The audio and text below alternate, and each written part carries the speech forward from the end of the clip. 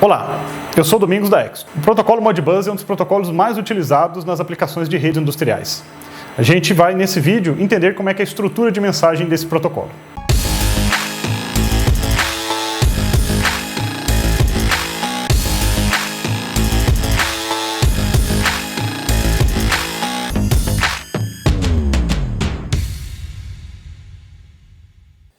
Bom, o setup para a nossa experiência de hoje aqui é composto de dois programas, tá? O programa Modbus POL e o programa Modbus Slave, tá?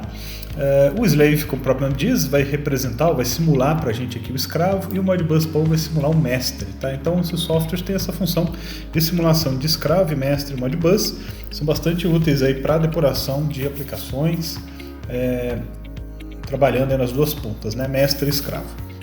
Esses dispositivos, esses softwares, na verdade, eles são instalados a partir do link que está aí na descrição desse vídeo, e são softwares que são trial, né? Portanto, eles têm um período que você pode instalar e usar gratuitamente, e depois eles param de funcionar, e depois só se você fizer o registro, fizer a aquisição desses softwares, tá? Mas no período de teste já dá para fazer alguns testes relevantes aí, para fazer algumas experiências, e se realmente for útil, né? Também não são softwares caros.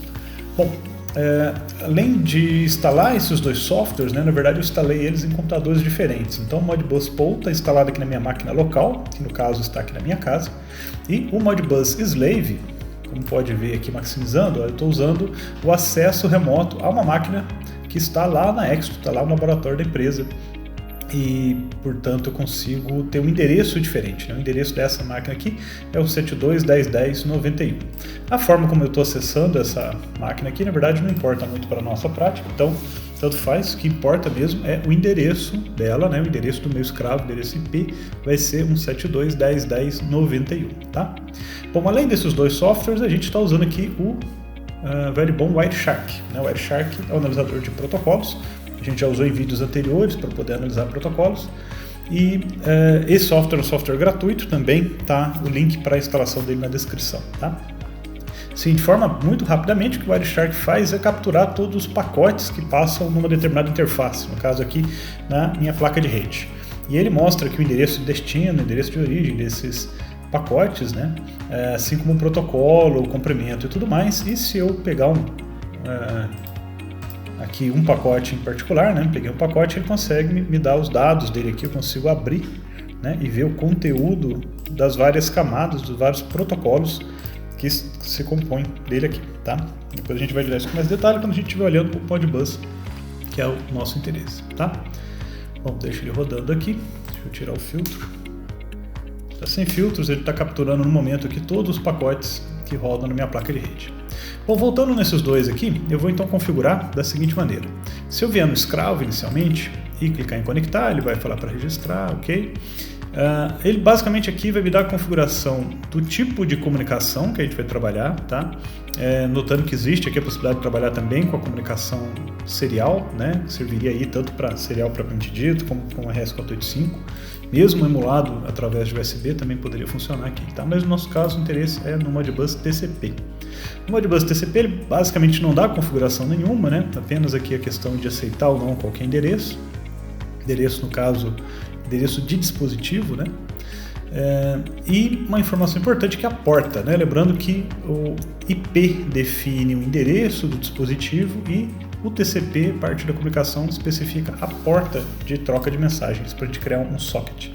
Então, a porta aqui está no 502, que é a porta típica do Modbus TCP, ok? Bom, obviamente o escravo não se conecta ao mestre, então eu não tenho uma ação de conexão a partir do escravo, tá? Eu só preparo ele para ser conectado pelo mestre, digamos assim. Bom, além de configuração do protocolo, basicamente que é o que a gente fez, a gente consegue criar uma nova instância aqui de escravo, ou de tabela de dados, tá? Então eu criei essa nova instância aqui. Se eu clicar com o botão direito Slave Definition, a gente consegue configurar isso. Então, o que eu estou configurando? Eu estou configurando o endereço desse escravo, tá? Eu vou manter em 1. Eu consigo configurar também a região de dado da memória, né? Ou, no caso que ele chama de função. Mas basicamente o que ele está mostrando para a gente aqui é a possibilidade de configurar como o coil, né? Que são as entradas digitais, ou desculpe, as saídas digitais.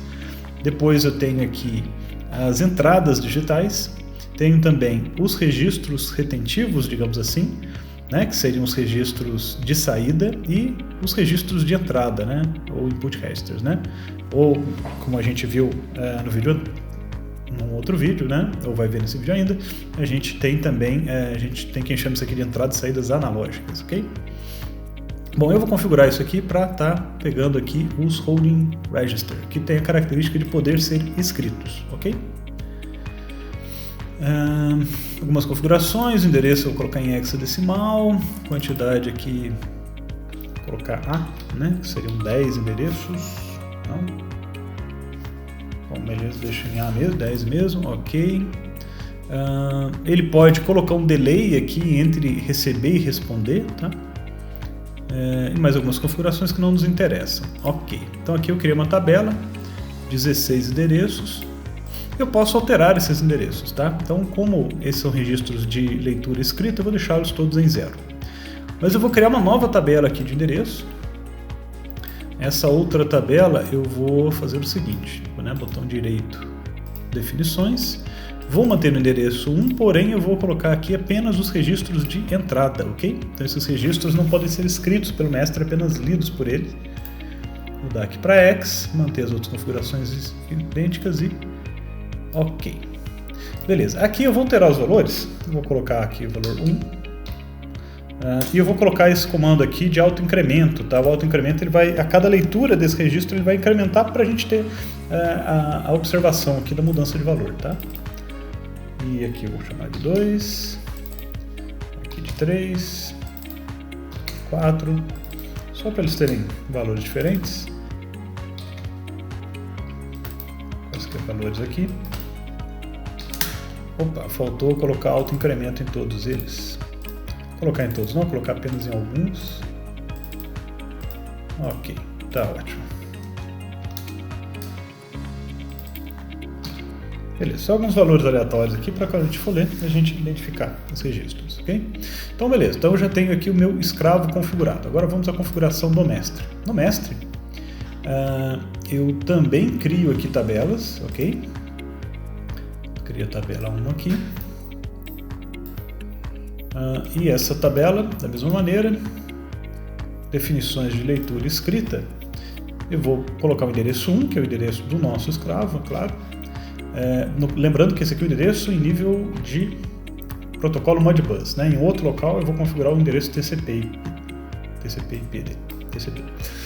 Bom, aqui a gente vai falar que função que a gente vai ler, porque essa tabela ela pode ser feita de duas maneiras. Ela pode ser feita com uma leitura manual ou com uma leitura em pooling, né? Em leitura repetitiva, tá? Então, eu vou configurar como leitura manual inicialmente, né? E aí a gente vai colocar aqui que eu quero ler o quê? Eu quero fazer uma leitura, né, a função 3, leitura dos registros, portanto vai ler essa tabela daqui. Ó. Colocar valores em hexadecimais, endereço de 0, quantidade de 10, então na verdade ele vai fazer a leitura de 10 endereços, né, ou na verdade na hora que eu mudei para hex, esse aqui é 10, né, portanto 10, 16 endereços, ok? O tempo de scan, ou seja, o intervalo entre as leituras consecutivas de 1000 milissegundos, portanto um segundo, tá? Só que inicialmente eu não vou deixar ativado esse pooling, não, eu vou colocar aqui, ó, leitura escrita desativada, tá? Para quê? Para poder fazer isso manualmente para nossa análise. Ok, então gerei essa tabela que deve ler os dados dessa tabela. Eu vou criar uma outra tabela aqui no meu mestre que vai ler os dados da outra tabela ali, da tabela correspondente aos registros desse tipo aqui, ó. Aos comandos de leitura dos registros de entrada, ok? Que são somente leitura. Mantém X, a mesma configuração, também não estou fazendo leitura. Beleza. E por último, agora sim a conexão. Agora eu vou estabelecer a conexão com o meu escravo. Aqui está a questão de registro, vou pular. Eu vou colocar que o endereço do escravo já está configurado, um 72.10.10.91. A gente pode ver aqui um 72.10.10.91. Tem uma informação de timeout, né, que é o tempo que ele vai desconectar ou vai entender que houve uma desconexão por falta de resposta, 3 segundos, e a porta dele continua sendo 502, ok? Ok, bom, notem que aqui já sumiu, né, significa que ele estabeleceu uma comunicação com sucesso. Bom, nessa comunicação com sucesso, vamos ver se deu certo mesmo. Então aqui, ó, se eu escolho um escravo e mando fazer uma leitura, ele vai trazer para a gente aqui, por exemplo, vamos começar aqui pelo 4, eu vou fazer a leitura de um endereço qualquer, pode ser um endereço 1, né? Então, na verdade, ele vai ler todos os endereços da tabela, né? Então, se eu fizer a leitura, ok, ele trouxe para cá, ó, todos os dados que estavam lá, né? Se eu ler novamente, ele trouxe novamente, ok? Já aqui, eu vou fazer uma leitura aqui, né? Obviamente está lendo tudo zero, né? Vamos ter um endereço só para poder ter uma diferença. Leitura, está lá 1, 2, 3, ok? Bom, legal, agora vamos ver isso aqui dentro do Wireshark, né? Dentro do Wireshark, para poder capturar aquele dado, a gente pode fazer de algumas maneiras, tá? Se eu pegar o endereço IP e colocar o endereço IP daquele dispositivo, né, ou daquele computador, eu vou ver a troca de endereço somente com o computador de destino, que é o meu escravo nesse caso. Porém, a gente vai observar aqui que existem vários protocolos, né, sendo trocados, tem outras coisas rodando, então a melhor maneira não é filtrar por endereço, é filtrar por protocolo. E aí eu tenho Modbus como um protocolo possível, né? Então já filtrou aqui algumas comunicações, foram aquelas que a gente fez. Vamos aqui novamente fazer só um comando de leitura do meu dispositivo, né? Eu vou dar esse comando aqui novamente, tá? Então sinalizo aqui, coloco ele, beleza, então ele vai fazer a leitura de um conjunto de registro. No Wireshark foi a última informação que aconteceu, tá? Tenho aqui, vou abrir aqui para cima, beleza, a gente consegue ver aqui o protocolo Modbus TCP, tem o carry ou request, né? E depois tem outro pacote que é a resposta. No carry, aqui a gente vai entender que eu consigo ver cada camada de protocolo, né? Então aqui eu tenho o frame, né, que é o que é transmitido lá em nível elétrico, digamos assim, tem as informações da Ethernet, tenho todo o cabeçalho do IP, tenho todo o cabeçalho do TCP, né? Então note aqui, por exemplo, no IP, que nós temos o endereço aqui, endereço de origem, né? Que é essa minha máquina local, 7230.03, e o endereço de destino 72.10.10.91, que é o endereço do escravo. Por sua vez, no TCP, a gente vê a porta, né? A porta de destino aqui é a porta 502, né? E aí no Modbus TCP, o que é o Modbus TCP aqui? É basicamente aqueles elementos do que a gente chamou de MBA, MBAP, na verdade, né? Cabeçalho MBAP. Aqui a gente vai ter algumas informações, transação, etc. E aqui, propriamente dito, o protocolo Modbus. Para a gente entender esses dados, eu convido vocês a assistirem o próximo vídeo dessa série, onde a gente vai dissecar essa informação aqui com bastante propriedade, além da continuação desse vídeo, que vai nos dar mais respaldo aí conceitual para poder entender o protocolo Modbus. O Modbus é com certeza um dos protocolos industriais mais conhecidos, mais populares, em partes talvez pela simplicidade dele, como a gente vai ver, e em partes também porque ele já tem uma boa caminhada aí, né? Um protocolo que foi criado pela Modcon em 1979. Né? Vale lembrar que a Modcon foi a empresa que 10 anos antes lançou o primeiro PLC também. Bom, a Modbus hoje em dia ele é regulamentado por uma organização chamada Modbus Organization, e existem aí alguns tipos de Modbus, né? Esses tipos conhecidos são o Modbus RTU, Modbus ASCII ou ASCII2, Modbus TCP e o Modbus Plus. Desses, os mais conhecidos, mais utilizados, são o Modbus RTU e o Modbus TCP. Nós temos algumas interfaces planejadas ou projetadas para o Modbus, entre elas aqui o RS-232, com uma ressalva, né, no caso do RS-232, que é Variable Comunicação Serial, ele é definido por uma comunicação ponto a ponto, né, então a gente não cria uma rede propriamente dito, mas tem uma comunicação ponto a ponto aí, não é incomum, ou não era incomum encontrar dispositivos com uma interface Modbus no RS-232 para comunicação com o computador. Mais propriamente para uma comunicação de fato em rede, a gente teria o RS-485, que é muito utilizado para o Modbus, também o RS-422, que é uma interface parecida com o 485, mas menos difundida, E, por último, a interface Ethernet, né?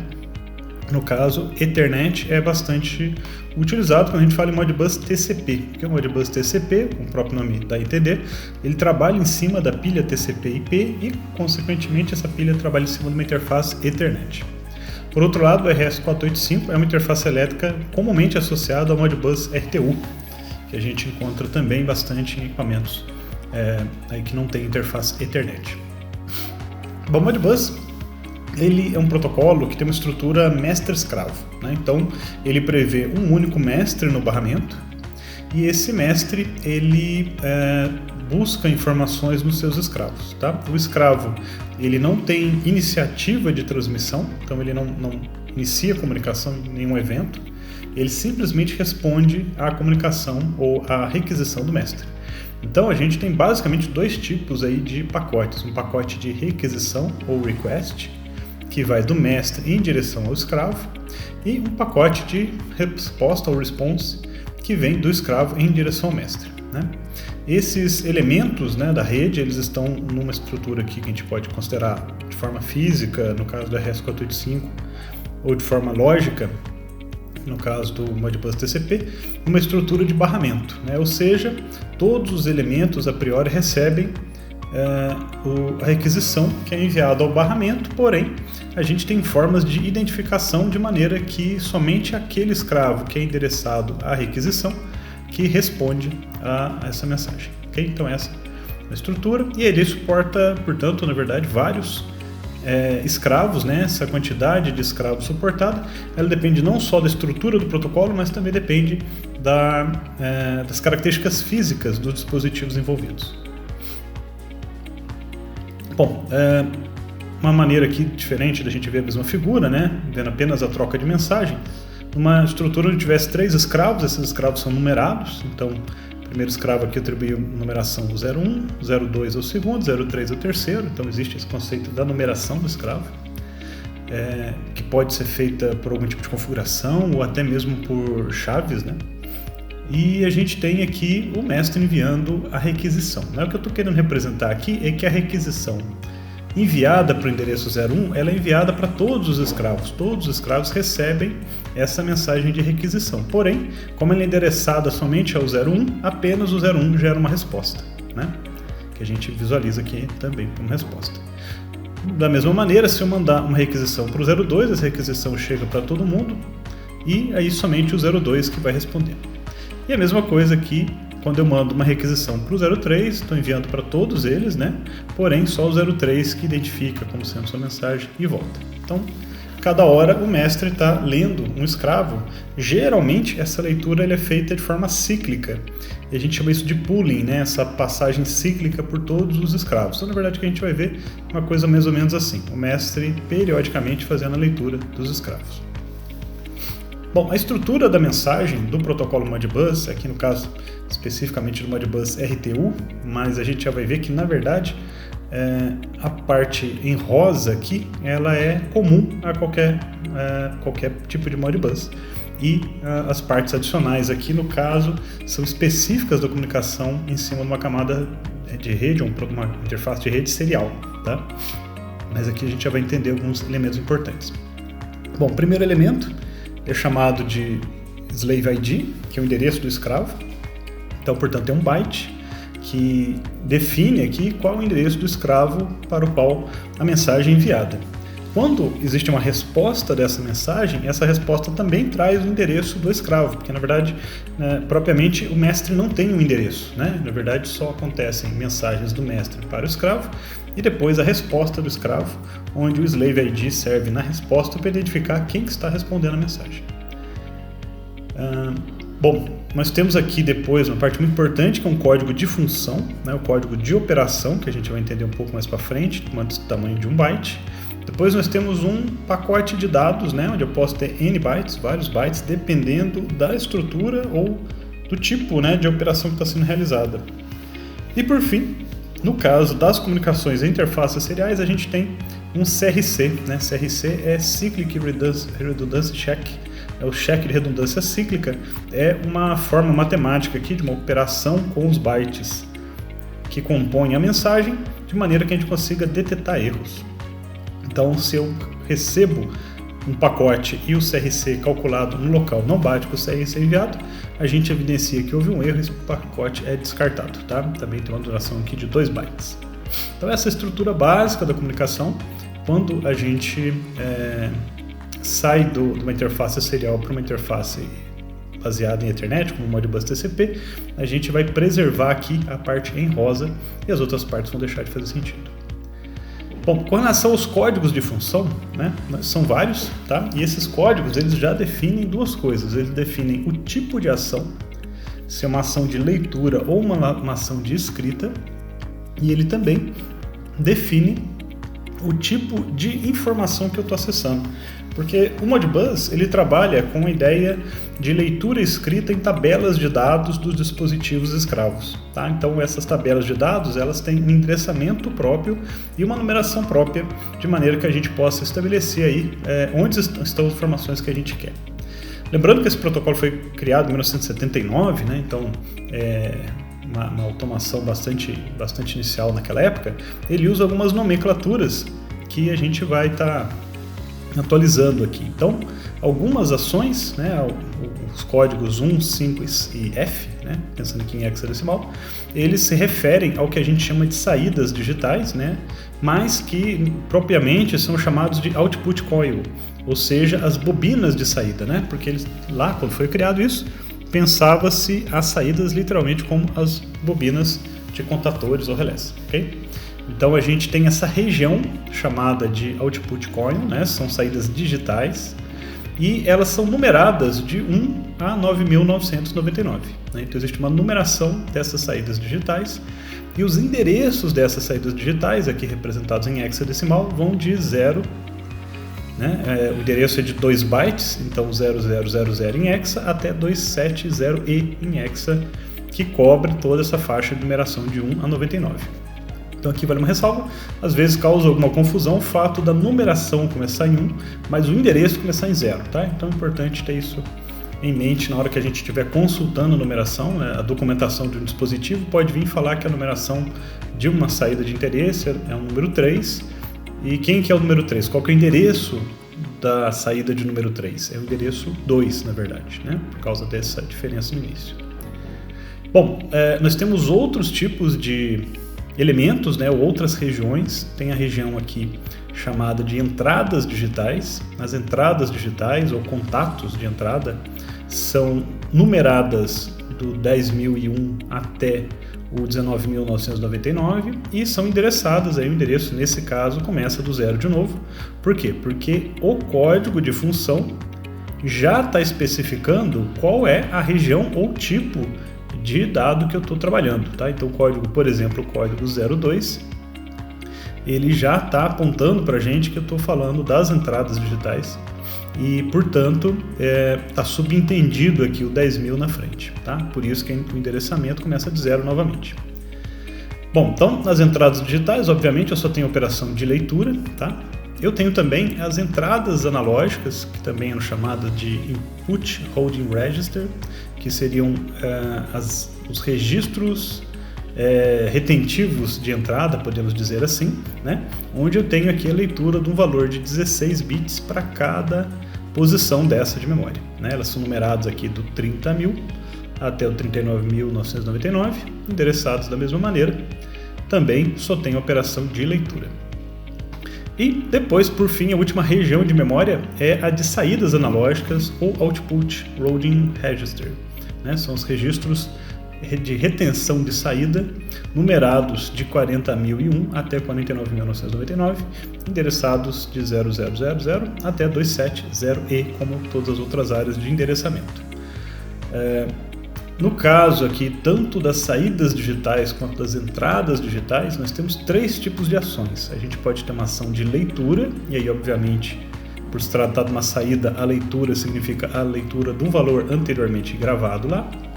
Existem os comandos de escrita única, que alteram um único endereço, e os comandos de escrita múltipla, que permitem a gente alterar diversos endereços numa única rajada, né? Num único pacote de comando, eu posso alterar N endereços, tá?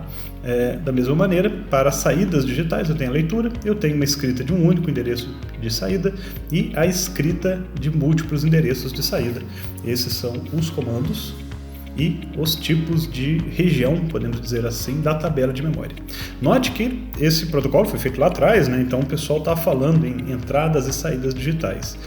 Hoje em dia a gente vai talvez trabalhar muito mais com as regiões de entradas analógicas e saídas analógicas e trabalhar muitas vezes com registros que têm outras funções que não são necessariamente entrada ou saída. Podem ser medidas e um multimedidor, pode ser informações de parametrização, configuração, uma série de informações que são dados de 16 bits, né? Podem estar armazenados, não necessariamente somente informações de entrada e saída. Bom, dois exemplos aqui para a gente entender como é que vai funcionar, né? Então, vamos pegar aqui um exemplo. A leitura do registro 30.009, tá? É um registro, né? Uma entrada analógica, digamos assim, mas seria mais interessante, conforme a gente acabou de explicar, chamar de registro. Nós estamos falando que esse registro de numeração 30.009, ele contém, a gente sabe a priori aqui no nosso exemplo, que o valor que ele contém é o valor 000A. E eu estou lendo isso do escravo de número 17. Então, como é que esse comando fica, né? Então, a gente tem o request, né, que é enviado do mestre para o escravo, onde ele identifica o escravo, né? Aqui no caso, na minha mensagem, aqui está tudo em hexadecimal. Então, o endereço 17 em hexadecimal seria 11 em hexadecimal. O código de função, leitura do registro, é o código 04.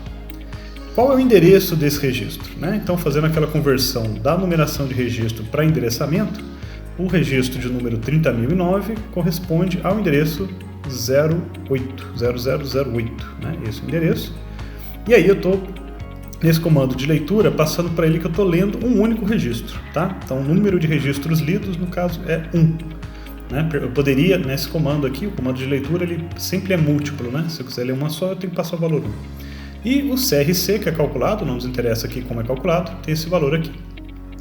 Bom, esse pacote enviado do mestre para o escravo e a resposta do escravo tem o seguinte formato. Ele repete o endereço, né, informando qual é o seu endereço, repete o código de função, né, é uma maneira de confirmar que ele recebeu corretamente o comando, e aí ele fala, nessa estrutura aqui, né, próximo byte indica quantos bytes de dados vem depois, né? Então ele falando que tem 2 bytes de dados, e aí esses bytes de dados contêm o valor 000A, que a gente falou que a priori é o que estava lá. Por fim, tem um CRC calculado. Okay? Então esse é um comando de leitura de um registro enviado pelo mestre e a resposta do escravo. Um outro exemplo, para a gente fechar o entendimento aqui desse protocolo, vamos ver agora a escrita do valor 3 no registro 4002 do escravo 17. Né? Então, como é que vai ficar isso? Endereço do escravo 11 em hexadecimal, o código da função de escrita de registro é 06, o endereço a ser acessado é 01, né? Então, fazendo a conversão lá da numeração para endereço, a gente chega que o endereço aqui é 01 dentro da faixa de registros de saída, digamos assim, né? Que é definido aqui pelo código de função. Estou enviando aqui o dado, né, que no caso é o dado 03, e calcula-se aqui o CRC. Esse é o envio do mestre para o escravo. O escravo, uma vez que ele altera o registro internamente, ele responde da seguinte maneira. O endereço dele, 11, o código de função 06, o registro que foi alterado, o registro 01, e o dado alterado, que é 03, e aqui também calcula um CRC, que obviamente é igual ao anterior. Então notem que no caso de um comando de escrita de registro, a resposta é basicamente um eco do envio da mensagem enviada, né? Então serve para o mestre saber que aquela operação foi feita com sucesso, porque ele vai estar recebendo aqui todas as informações que ele acabou de enviar. Então, em resumo, nós vimos que o Modbus é um protocolo utilizado nas aplicações industriais há bastante tempo, ele é bastante popular. Nós vimos que a estrutura desse protocolo é relativamente simples e que a forma de troca de mensagens dele é baseada em funções, em códigos de comandos, que a partir de cada código de comando estrutura a forma da mensagem e a resposta dessa mensagem. Então, se você achou esse vídeo interessante, não perca o próximo vídeo, onde a gente vai fazer uma prática analisando o protocolo, né, realmente desmontando o pacote do Modbus TCP e analisando todos os seus campos. Então, para que você não perca esse vídeo, não se esqueça de se inscrever no nosso canal, ativar as notificações. E se você achou esse vídeo interessante, não esqueça de deixar aí uma curtida nesse vídeo. Até o próximo.